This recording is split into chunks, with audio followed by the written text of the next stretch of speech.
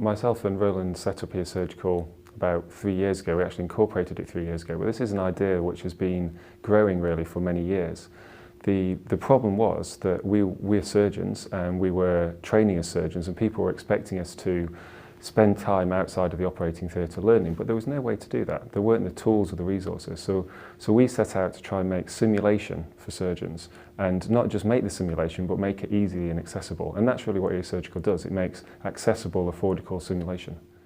It's quite incredible to think that the traditional way of learning how to operate is to operate on people. I mean, it's to be there in the operating theatre with a supervisor, but sometimes without a supervisor, and that's not acceptable to patients. It's not the best way to learn. So the value we're giving surgeons in training, but not just surgeons in training, all surgeons, is the opportunity to practice in their own time, to perfect their skills, and when they've developed the skills, to keep them up.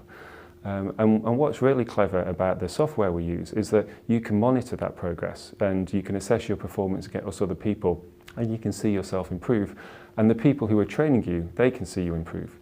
And so the value is in just making you better. It's trying to reduce the time between learning a skill and being able to get into the operating theatre and operate safely on patients. So I think the value is making them better surgeons. At the end of the day, despite what you sometimes read in the press, surgeons do just want to make people better.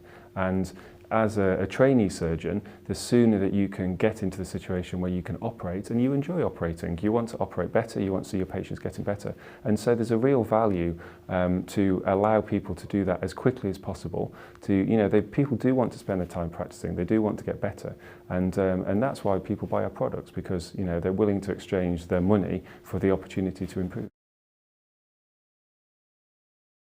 So I think the process of designing our product to achieve the value for the customer has been intrinsic to the success of the business.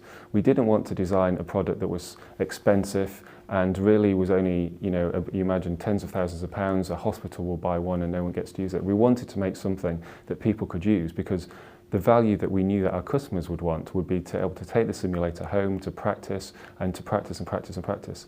So we've got that really interesting, sometimes difficult trade-off between we want a great product, we want people to know that it's worthwhile them buying it, but at the same time we need to make the product affordable.